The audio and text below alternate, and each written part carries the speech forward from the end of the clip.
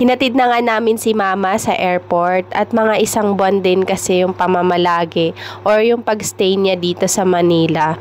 Kasama kami ng mga anak niya at ngayong araw, uwi na siya sa Mindanao. Excited na siyang umuwi dahil namimiss na daw niya yung hangin doon. Hello mga mi, magandang araw. Buka na nga namin, so inasikaso ko muna yung task list ko. So kailangan updated yan para wala akong nakakalimutan. Dahil nga pauwi na rin si mama, naisipan namin bumili ng pansit palabok. Actually, parang pansit malabon daw to, sabi ng asawa ko. So, maliit lang naman yan na bilao.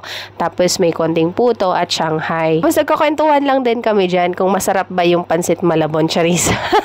Okay naman, masarap naman. Pang nag-enjoy naman kumain yung aming maliit na bossing. Habang nagkakwentuhan kami dyan, tiningnan ko na rin tong parcel na dumating sa akin. And one pajama nga pala ang laman nito, mga sis. Combination po siya ng blouse, pants, and shorts. At bagay po siya dahil pareha sila terno-terno. Ito po yung itsura niya kapag suot, yung pants.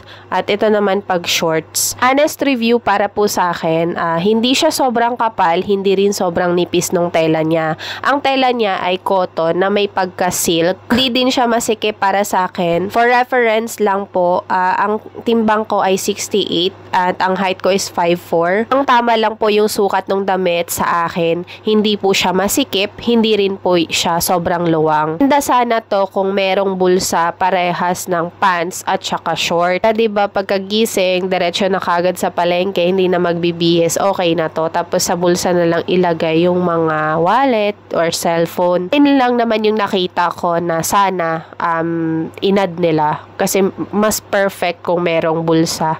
Binuksan ko nga to at sinusukat, medyo amoy siya sunog na plastic, kaya maganda labhan na kagad kasi baka humalo siya doon sa damit na labahin nyo, yung amoy niya. Pero nung nilabhan ko naman, okay naman, nawala yung amoy. Tapos kong mag-flex at magsukat na mga damit na pinamili ko sa TikTok, binigyan ko si mama ng 3 peraso or yung isang set. Kasi halos parehas lang naman kami ng sukat ng katawan or body frame. Fast forward tayo, ginawa ko na nga din yung 2 task na kailangan kong isubmit. Sa Lunes at Huwebes pa naman yung deadline nito, pero mas maganda gawin ko na siya ng maaga kasi sa Lunes may kick-off din ako sa ibang subjects na magkakaroon ng orientation. So, iniisip ko, gawin na nga siya ng mas mabilis para wala na akong isipin pa. Ginawa ko dyan yung PUP hymn. Kailangan kasi naka-video doon na kumakanta.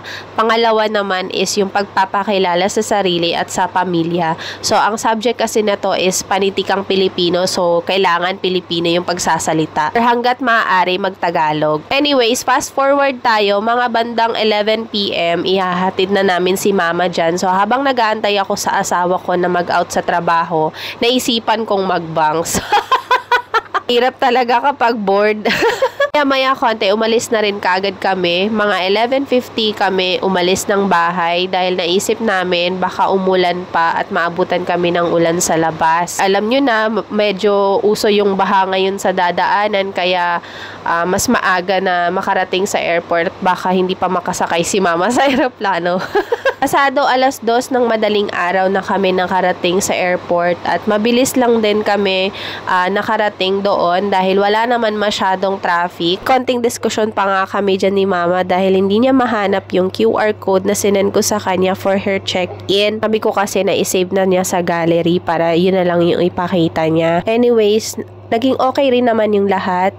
Medyo na-delay lang daw ng 1 oras yung flight nila dahil siguro sa sama ng panahon at ayun, nakarating din naman siya ng ligtas doon sa pupuntahan sa Mindanao. So, sa Hingoog City kasi siya and sa Butuan naman yung flight na kinuha niya. So, doon yung naglanding yung airplane and kami naman, umuwi na rin kami kasi yung una, yung forecast ng panahon ngayon sa news ay malakas yung chance ng pag-ulan.